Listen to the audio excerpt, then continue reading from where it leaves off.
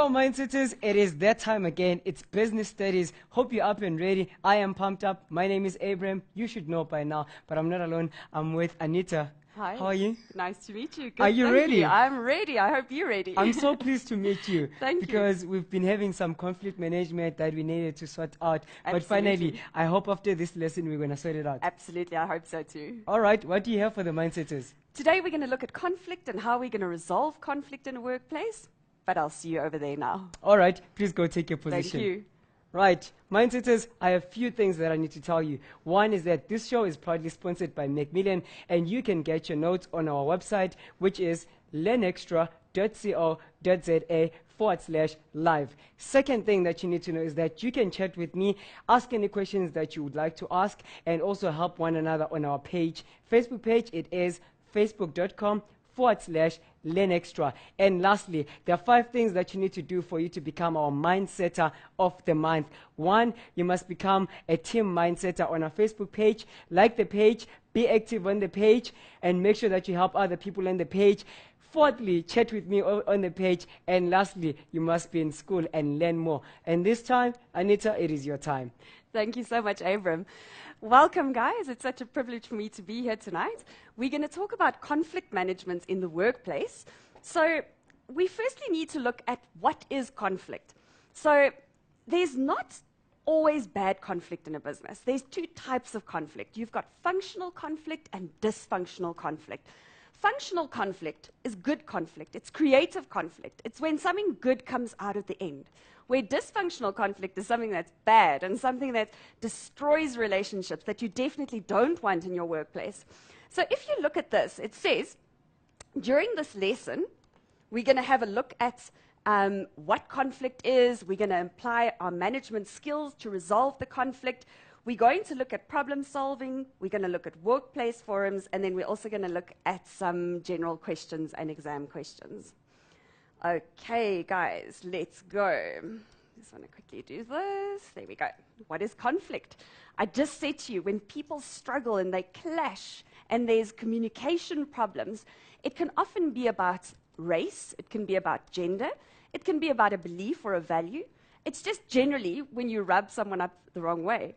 I don't know, Abram, have you ever had that you rub someone up the wrong way? Ooh, that one. Yeah, it happens a lot. Yeah, definitely. And I think all of that happens in a workplace, and we need to know how to deal with this.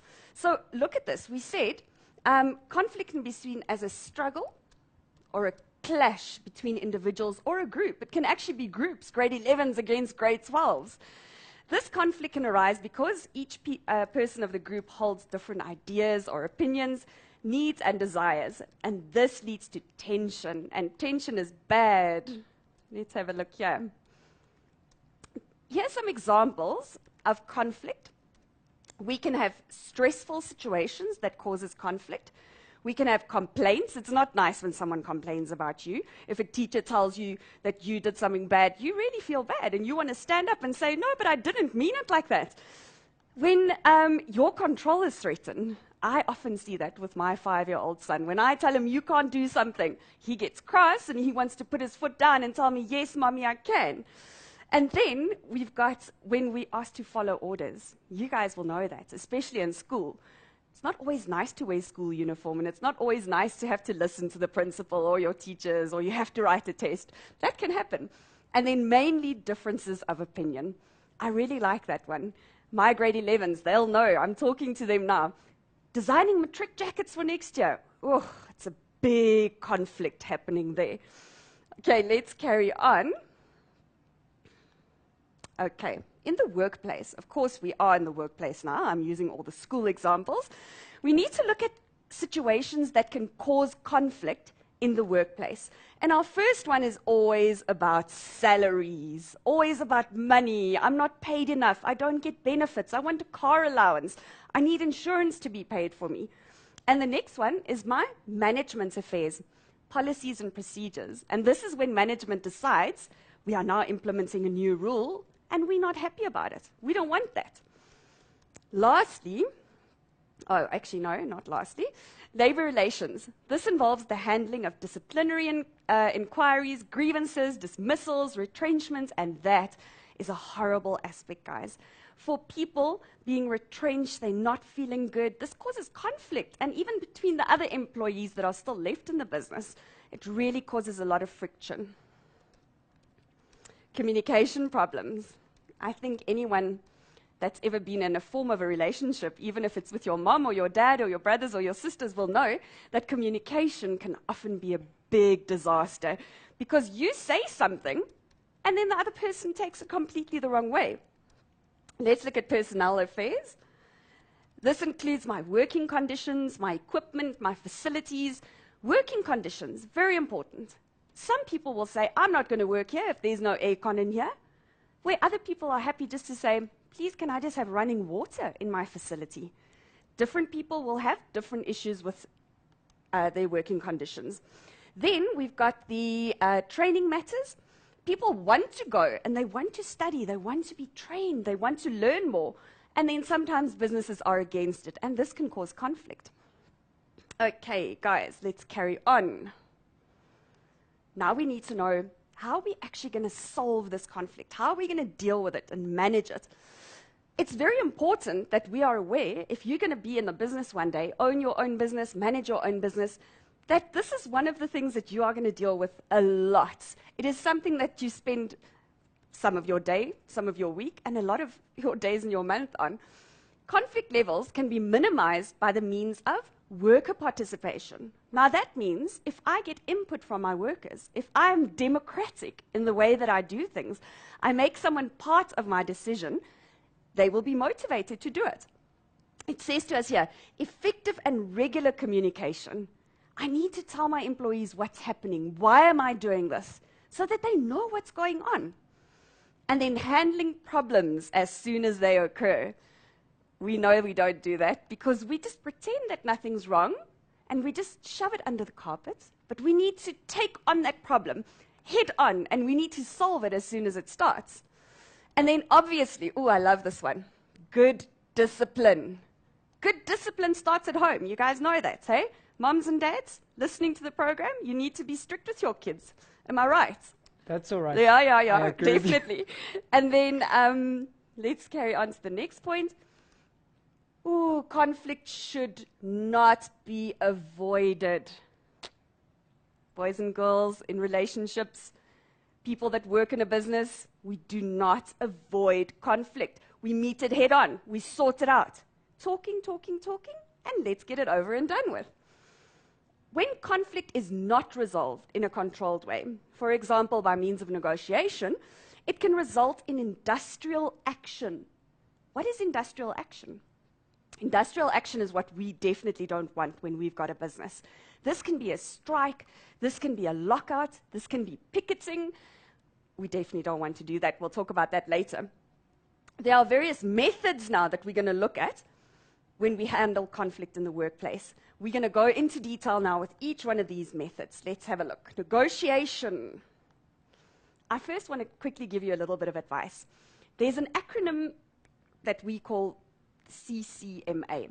It's the Commission of Conciliation, Mediation, and Arbitration. Now, that acronym is so great because it tells you the whole process. It tells you the sequence in which the grievance process happens. The commission, that's the place, for conciliation, mediation, and arbitration. Where conciliation is basically the same as negotiation. It is where two parties come together, they sit down and they talk. They need to come to an agreement about a certain issue, a compromise about something. So someone's going to have to give up something. That's what we're saying here, if you have a look there. And often it's not that easy. When you feel very strong about your case and the other person feels very strong, no one wants to give up and no one wants to compromise. Okay, I'm throwing a spanner in the works here. Before we carry on with our mediation, I first need to explain to you, there's a term that we call collective bargaining. And you'll hear about this a lot, especially when you do the Labor Relations Act and the laws. You'll hear about something called collective bargaining. You need to know what it is, because they love asking this. They love saying, define collective bargaining, or what does it consist of? This means that it's a group of people that come face to face with management, and they want to try to solve their problems. So it's about negotiating. It's about talking. It's about give and take. And we call this collective bargaining. Now, where they say it's the group of people, the group of people is usually a trade union. Trade unions represent employees because they've got more power. You, as one individual by yourself, you're not really going to make a difference. If you go to your boss and you've got this big issue, he's not going to listen. But if it's a trade union that's there to represent 20,000 workers, he's going to listen to you. Okay, so look at this. A trade union's real strength lies in its collective power. What that means is it's got so many employees that it represents that it can say, I'm here representing 20,000 people. Conflict between management and trade unions arise from differences in their goals and value systems, as well as different methods used to achieve those goals. Trade unions are there to represent employees when they've got grievances. When they've got issues about salaries and working conditions, they will go to the employer and they're going to negotiate and try and solve this for the employees that's part of that trade union. Okay, so that was collective bargaining. Remember, we're busy talking about CCMA, the Commission for Conciliation, Mediation, and Arbitration. We said negotiation, similar to conciliation. If that didn't work, if people didn't want to give up something and compromise, we're now going to go into mediation, where mediation works as follows. You've got a neutral third party. Now, what is a neutral third party? It means it's someone that's not involved in this argument or dispute. Someone that's totally from the outside, that doesn't have an opinion about it, is going to come in, and this person's going to listen to both of those parties' cases. He's merely there to listen, and he's going to give advice. He's going to say, I think you should do this, I think you should do that, but it's still up to your original two parties to decide whether they're going to do that or not. It's not a legally binding decision. So now, it still didn't solve it. Those parties decided, no, they are not going to follow what this guy has said.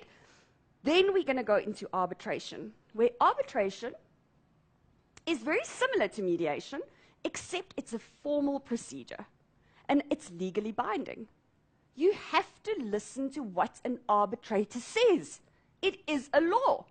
So now, if the arbitrator says, sorry, you are wrong, you are right, you need to listen to that. If you don't agree with that, you need to go to the higher courts to go and appeal against the arbitrator's decision. Okay. Look at this, look at this, look at this. One of my favorite words, Commission for Conciliation, Mediation, and Arbitration. It tells you the steps. Look at that. First you conciliate, then you mediate, and then you go to arbitration. Remember, arbitration is your last step. It's legally binding. If you don't like that decision, you need to go to a higher court to appeal that decision. Now, I just quickly also added a little point here. I said the CCMA is an independent institution, and they assist with the establishment of workplace forums. So that's my next question. What is a workplace forum? Have you ever heard about a workplace forum? I'm not sure. Not Let me sure. not lie. I'm not sure. Okay, we're going to have But a I look think at I have that. an idea. Yes. It's whereby in a certain environment, a workplace, they have their own way of dealing. More like a disciplinary committee, but at a certain company, they have their own. I think something like that. You're not far off. Let's have a look here what it is. Okay. Now, my introduction of how to solve issues in the workplace. We're going to look at 3 councils or forums that are available. Our first one we're going to talk about is a bargaining council. Then we're going to talk about, I just quickly want to show you here, we're going to talk about closed shop agreements. And lastly, we're going to talk about our workplace forums. We're going to go into detail with the workplace forums, and I'm going to explain to you exactly what it is. But first, I think we can take a break. All right, before we take that break, I have Yes. some few comments that I need to share with you. Thank you. Firstly, it is from a mindsetter by the name of Jabu Bafana West Kajwa. Wow, what a long name. He says, I love the teacher. She is fun. And one following that is from Tepisa saying, enjoying the lesson so far, plus the teacher is fun too. And Yeah. guess what? Mindsetters, I asked you a question on Facebook that what are some of your experiences or situations that you've experienced and that led to conflict? Share with us and we'll share them after the break. Are you ready to hear more? Absolutely. I look forward to your answers. Right. Thank you. Keep them coming, Mindsetters, after the break.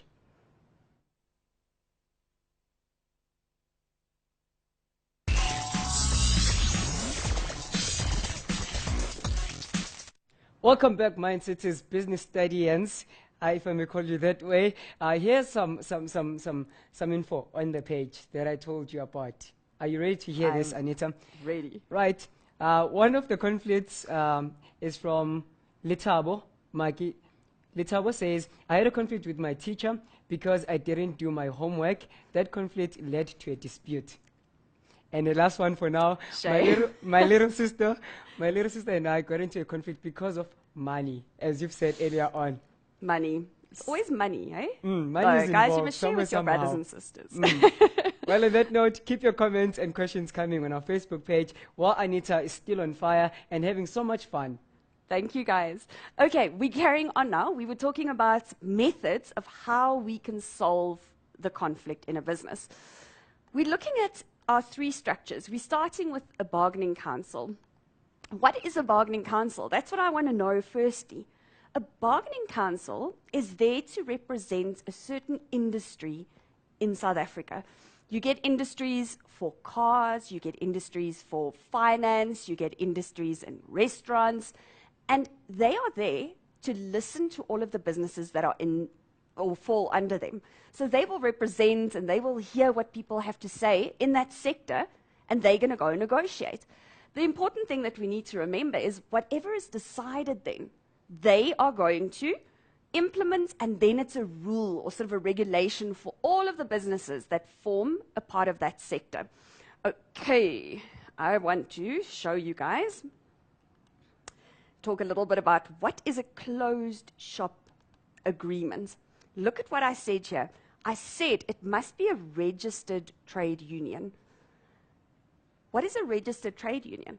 It means that they've gone through the proper processes. It's not just some random guy at the side of the street that decided, oh, I'm going to be someone that's going to now get all the workers together. You need to have a process. Register it. It can't just be anyone.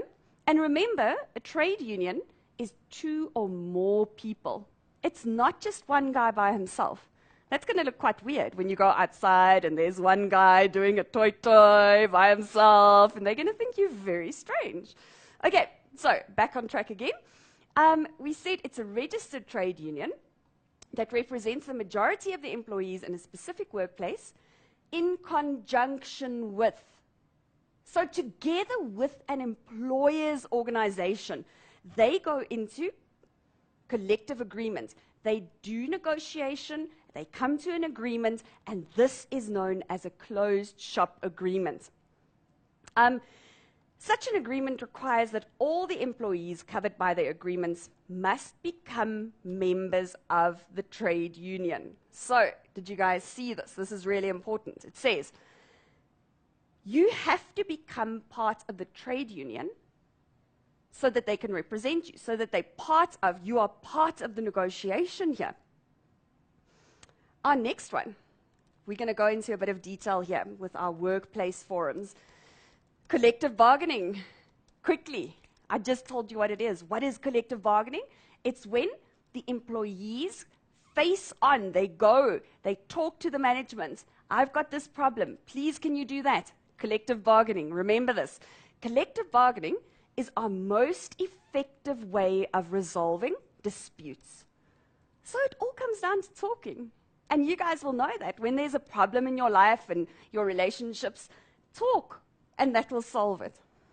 The most common problems which we need to resolve are the following: higher wages and better conditions of employment.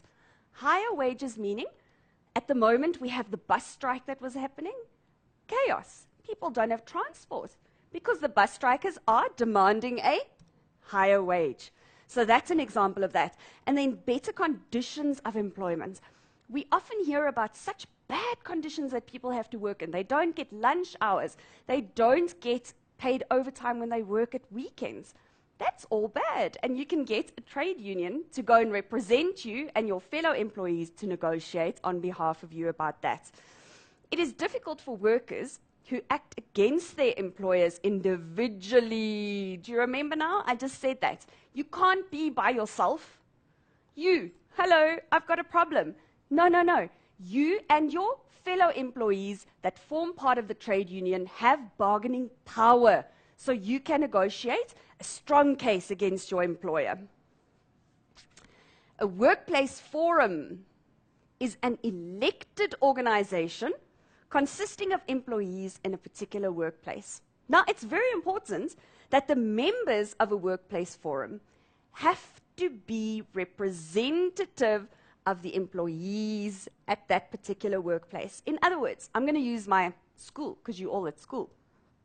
There must be someone from the primary school, someone from the high school, and then you can take it further. You can say, I want a teacher that represents the grade 7s, the grade 8s, the grade 9s. So it must be a representative of how the structure works in your business. The workplace forum is there so that employees can talk to employers. They want the employer to listen, and they want to go with suggestions. And remember, it's not always a bad thing. They're not just going to complain. They might just go with a query. So let's quickly carry on here. It says, workplace forums ensure that workers have a say in decision-making that affect their working conditions. We're looking now at the purpose. Why is there a workplace forum? This prevents decision-making by employers only. And I think that's one of the worst things that can happen, is when the top management and the board of directors make sole decisions by themselves. As soon as you make the employees part of that, they're going to feel part of your business, they're going to be motivated, they're going to be working, and they're going to produce. They're going to work for you, and your productivity is going to go up. So we want that. We want that. We want to prevent the decision-making by our employers only. So we want to encourage worker participation in the decision-making. Let's look at the functions. We just looked at the purpose, now we're looking at the functions. We want to promote the interests of all our workers. That's why we need representatives of all of our grades or all of the sections in our business, because we need to make a decision that's going to benefit all of them, not just one particular section or one department in the workplace. We want to promote workplace efficiency. We want the people to work together. We want them to be happy, because remember, a happy worker is a productive worker. Consulting with the employers.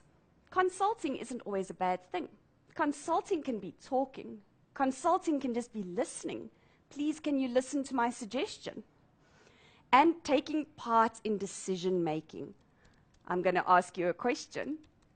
When employees are part of decision making, what type of leadership style do we use there?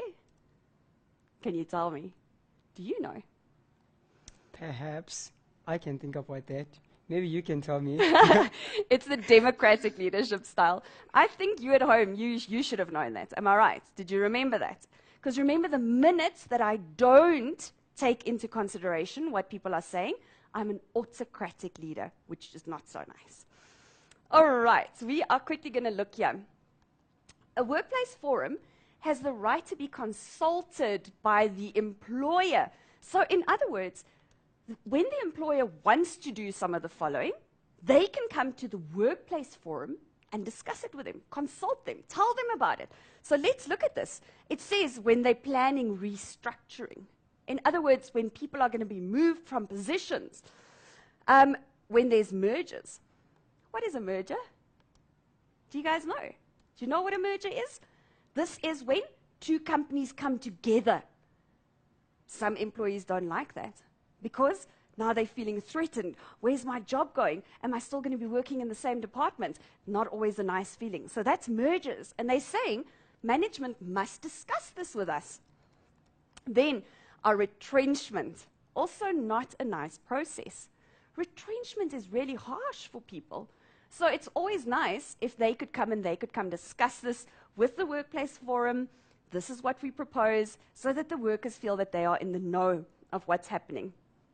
Oh, I think one of the most discussed topics in a business, and I'm circling it, is bonuses. Once again, we're talking about money. Bonuses. Everyone wants a Christmas bonus and a performance bonus and a work performance incentive bonus, whatever. We like to hear the word bonus. And I think this is what the Workplace Forum wants to hear the most, is when the board of directors and the management talk about bonuses to us. Then we've got the health and safety measures. This is really important. They can give information to our representatives, and the representatives at turns, when we have meetings, can explain.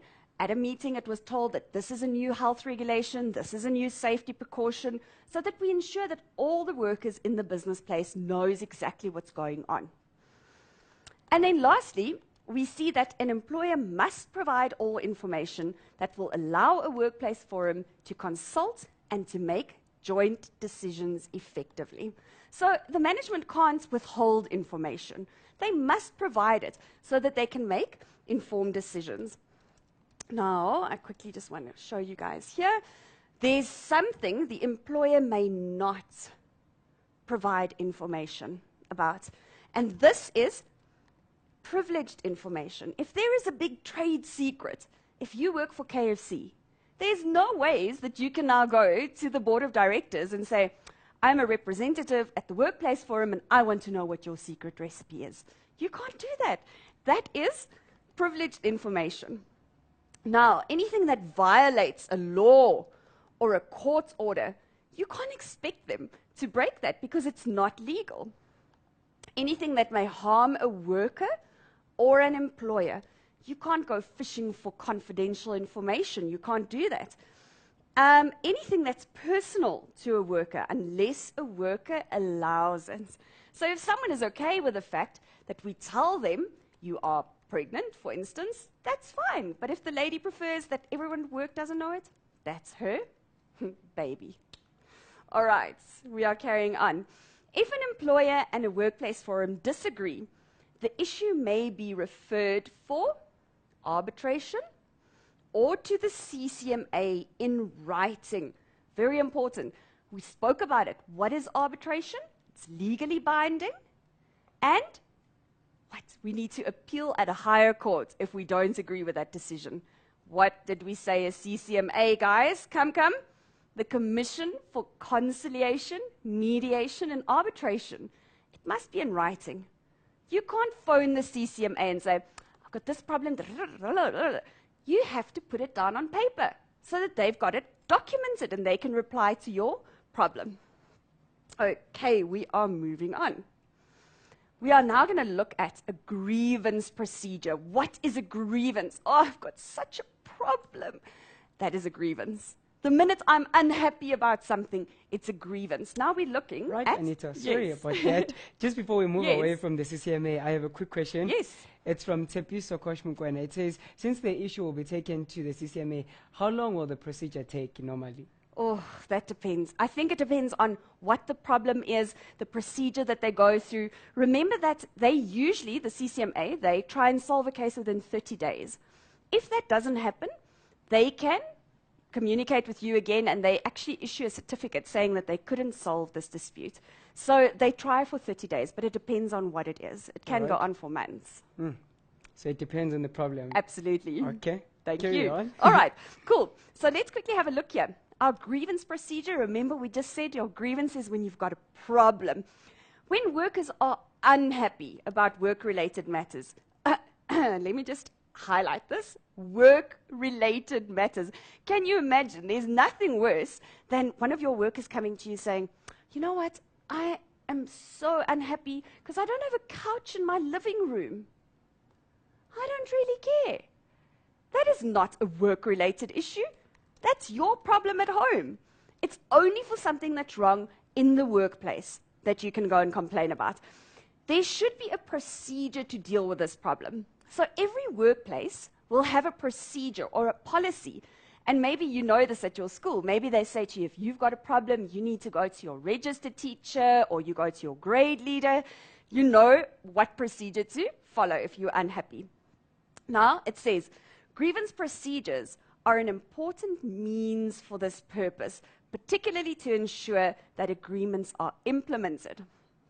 The grievance procedure offers the workers a channel for expressing their dissatisfaction or feelings of injustice. So that is your time to go and voice the fact that you are not earning enough, you are not getting enough leave, you are not getting maternity leave. You do it according to the procedure that they've got at the business. A dispute only arises once the grievance has run its full course without any agreement. So up to then, we don't call it a dispute. It is a grievance, it's a problem, it's an issue. So it says, if it's run its full course without an agreement that was reached, then we sit with a dispute. Workers should be informed during their induction. Ooh, I like this word. Let's quickly talk about it. What is induction? Who knows? Human resources. What does it mean? Do you know when you're at a new job and you are inducted? More like when you're doing your first year, they take you through on what's happening. Absolutely, 100%. So remember when you're new in the workplace, when you're new at school, they take you on a little tour, they show you what the business is like, they introduce you to everyone and the policies and procedures, and they're saying when new people are inducted or introduced to the business, you should explain all of these procedures to them. Okay, so this is just a summary of what we've spoken about now, where we said, firstly, I can discuss it with a supervisor. If I've got a problem, you can go to your supervisor, you can discuss it. Then, in writing, if this isn't solved, we put it in writing, and it's a formal complaint, and then we get a neutral third party that's going to help us solve it. Right, on that note, I think we're about to take a ad break, but our pages just have been buzzing. Awesome. Great comments coming through. Firstly, a shout out from Zane saying, shout out to my favorite teacher, you're awesome, ma'am. And the last one says, really the teacher over there is really interesting. Please may she come to and teach at my school. I promise her 100%. Wow, that So sounds great. that's from Mukele Lithoano. Thank you very much, guys. We'll see Thank you you. right after the break. Thanks.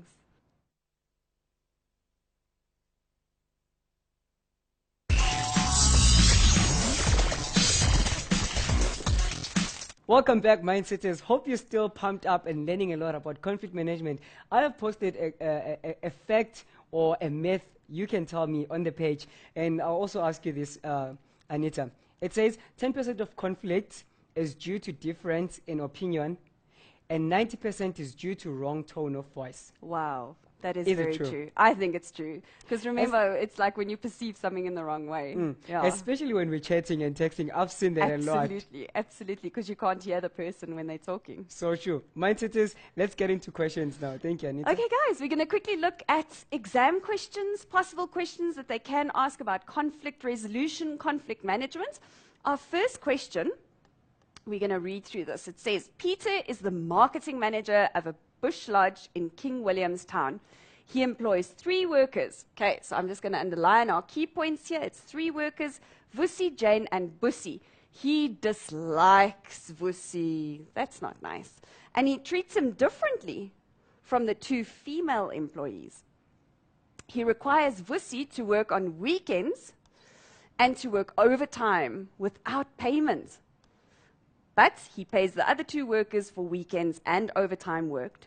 Vusi is considering quitting his job. Oh, that's terrible. If he is not transferred to another department. Okay, so let's quickly go look here. It says, state the main causes of the conflict in the case study above. So look at this. In the case study, guys, they're saying state, so that means we're just going to name it. We're just going to mention it. We don't need to discuss it. And we need to take it from this case study. So look at this. I actually underlined it. I said to us, he needs to work on weekends and he needs to work overtime and he's not paid for it. So let's quickly fill it in here. He needs to work on weekends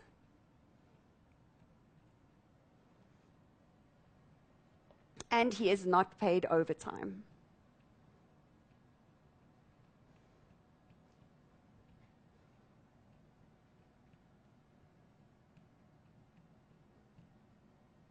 Okay, let's see what question B says. It says, name 3, and they put this in bold print, 3 other causes, not from the case study. It's telling you very specifically something else in life, something in a business situation that can cause conflict in the workplace. Now, please, guys, it must be in the workplace. You can't go and make up your own thing now and say, when my brother takes the remote and I can't watch Revenge, and no, in the workplace. So give us 3 examples. Think, quickly, 2 seconds.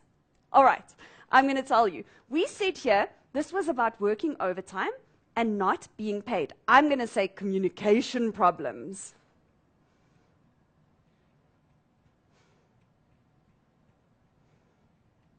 Because remember, when people communicate, there can often be unclear lines, and this can cause conflict.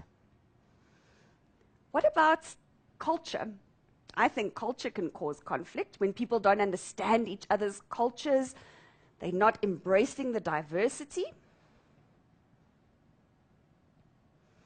Cultures. What else can you think of? What about the proper working system layout in terms of time also? Nice. Because there's a problem with the being paid the overtime there. Absolutely. Absolutely. So systems overall, policies, procedures.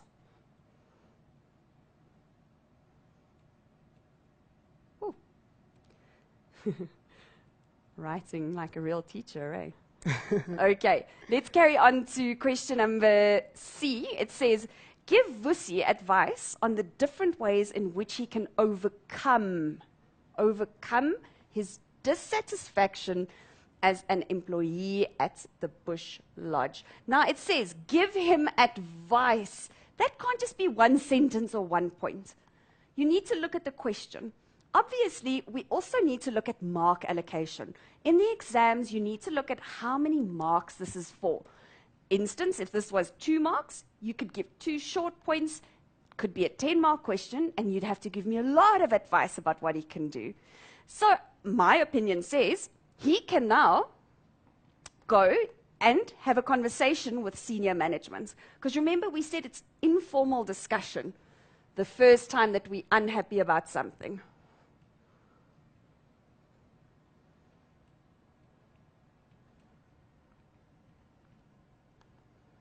And the next step, if this doesn't solve the problem, he goes to senior management and he hands in a written appeal. He states his problem in writing. Writing.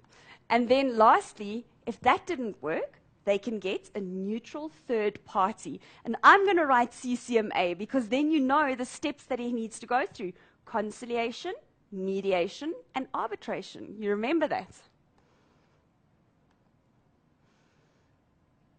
You know that I would ask that. I love that. CCMA, Commission for Conciliation, Mediation, and Arbitration. Let's carry on. That was the end of our first question. Second question for today. Oh, this is a long case study. It says the management of Leduma Limited was suspicious. I like that. Suspicious, it's a clue, about the behavior of certain factory workers whom they suspected of being under the influence of either drugs or alcohol. During the past 7 months, 3 employees who were allegedly using drugs on duty were dismissed by management immediately. This was a concern because it led to serious conflict between management and employees in the workplace, lower productivity and low morale amongst the workforce. The 3 dismissed workers submitted written statements to the union claiming that they did not use drugs while on duty. The company met with the union through the workplace forum and was requested to reinstate, I'm going to talk about that word now, the 3 employees. Leduma Limited had no policy, oh, very bad, in place.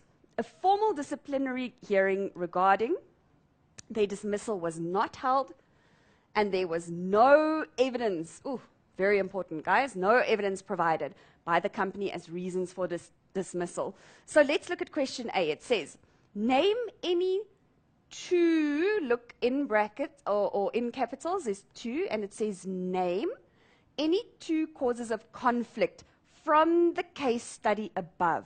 So we said that there was the suspicion of drugs and alcohol.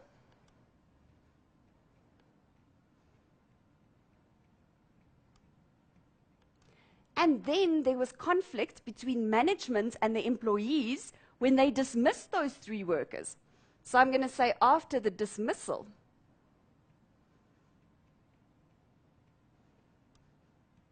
just look how they asked this question. They said name. They didn't say discuss. Name is merely stating something. You would get your mark for saying that, and you would get your mark for saying that because you named it. You didn't have to explain it, discuss it, analyze it. And once again, they told you very nicely, only 2. Let's look at question number B. State 5 steps. State. Once again, state is the same as name, give, list. It's not discussing it. State 5 steps that management should follow when resolving conflict in the workplace. We spoke about this already. We said they must listen. They can have an individual little talk, informal talk. They must listen to the complaints. Then, if that doesn't work, they can bring in a neutral third party. We can look at our methods. We spoke about it earlier. We said they can negotiate. They can try and solve this problem by coming to a consensus. They can mediate. They can get in a neutral third party that's going to give advice, but it's still up to those original parties to decide whether they're going to accept it or not. And then lastly, the last resort, if nothing happens and nothing helps, they can have an arbitrator come in to make the legally binding decision. Remember, it's a law. Okay, so let's quickly fill that in. It says the 5 steps, what we can do is we can firstly just listen, and he's going to talk to us.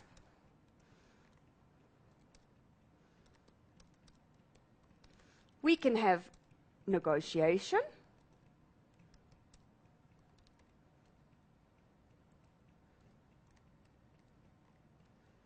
We can have conciliation.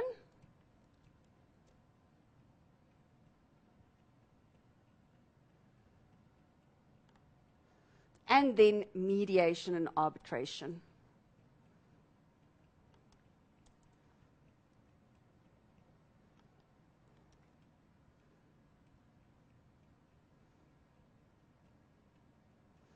I really hope that you guys are going to remember the CCMA and what it stands for. If there's one thing that you learned in this lesson, I hope it's that. Okay, now it says, describe the functions of the workplace forum. We spoke about the workplace forum. Let's just quickly listen again. What was the workplace forum? It is when we have a representative out of the different sections in the business that's going to be able to talk to management, consult them, negotiate with them about issues and concerns. So they say here, describe the functions. Why are they there? They are there to ensure that workers are part of decision making. So we need to make them a part of decision making.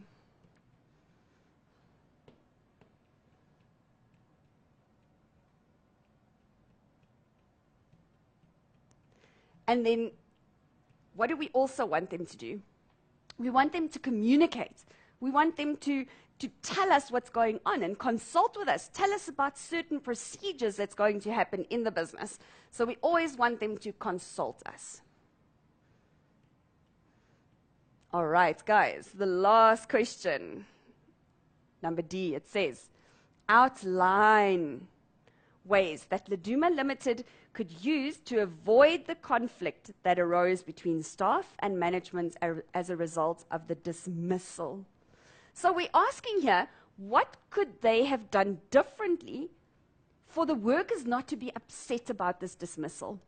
Now, if you remember when we read through that case study, you see that there was only a suspicion. They didn't even have proof that this was happening.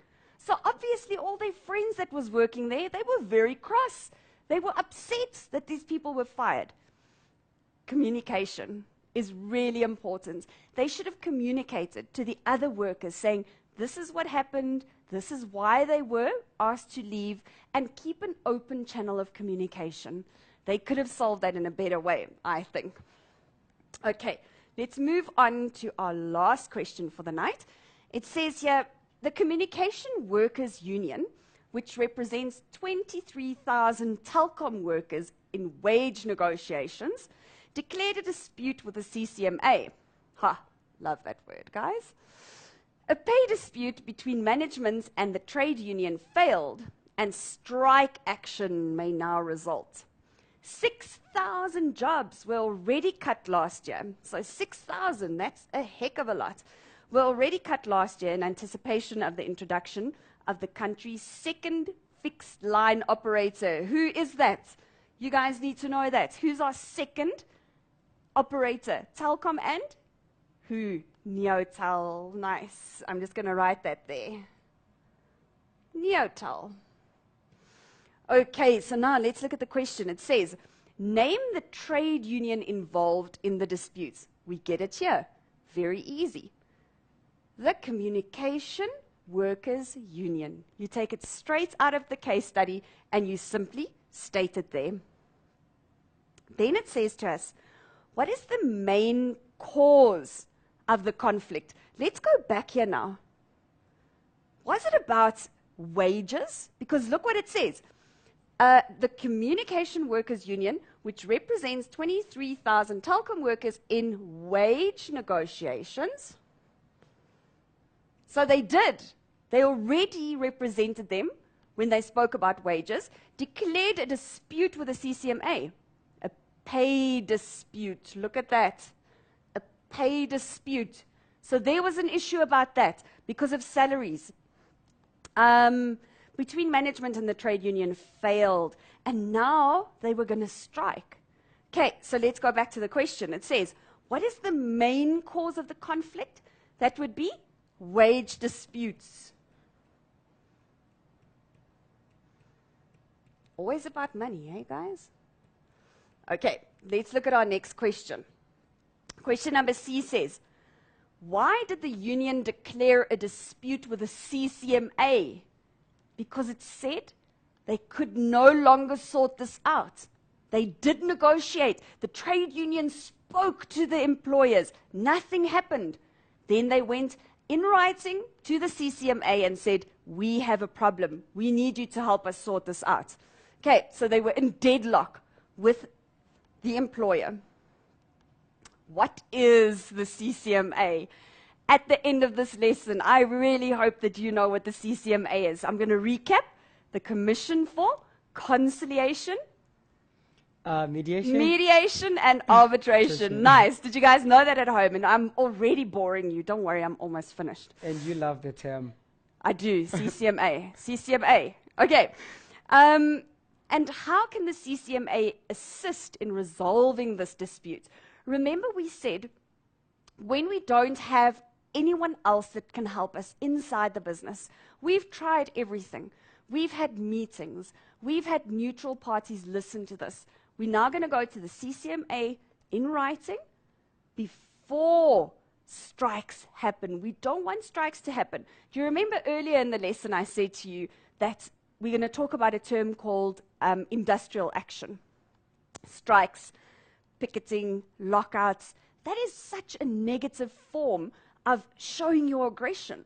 And you guys would have seen it on TV often. When people are striking, they're violent and they break things and toying outside. That is the last resort because we want the CCMA to try and solve this problem for us.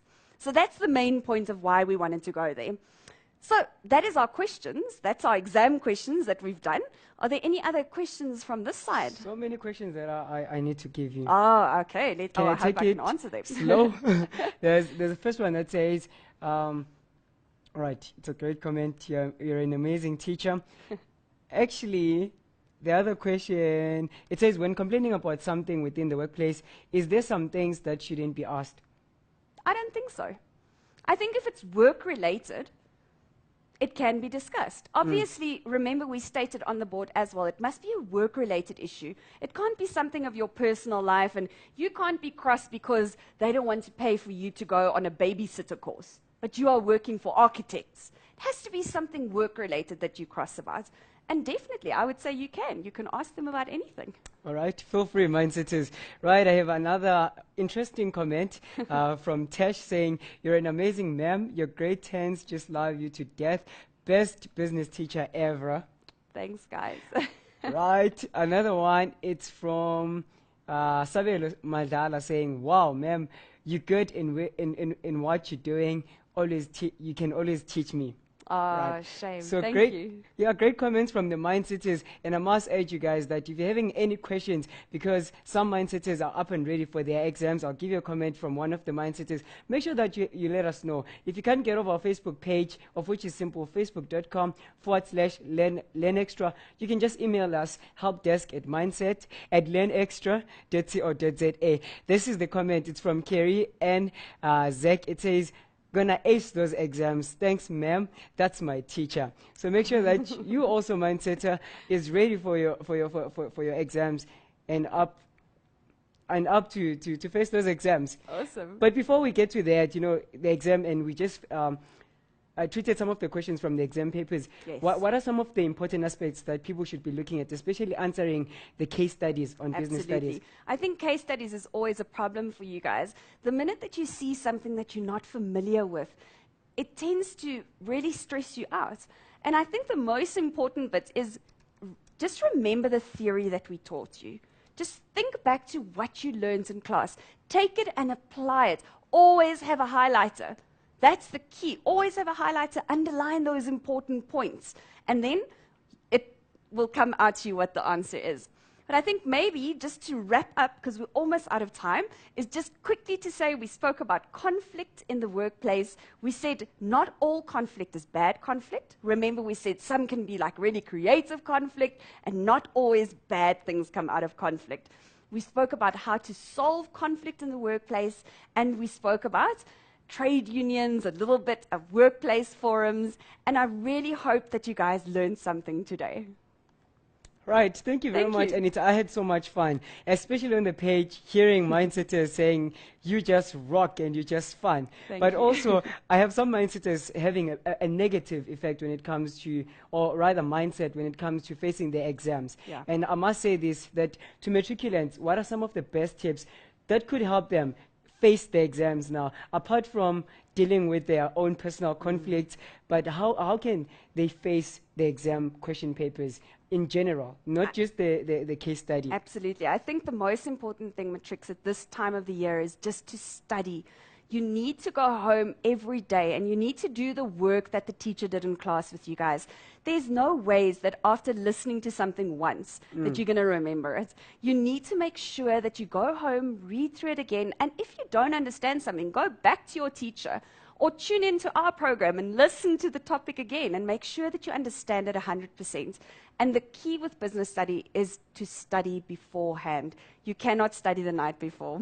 Well said on that one. I certainly had a great Thank time you. with you, I and did as well. see you some other time. Thanks so much. Right, mindsetters, here's also another awesome opportunity. You can become our mindsetter of the month. All you need to do, go over our Facebook, of our website, which is learnextra.co.za/live. Otherwise, thank you very much to our sponsor, Macmillan, and thanks to you for tuning in and learning a lot. I just want to say, keep on believing in yourselves. Bye.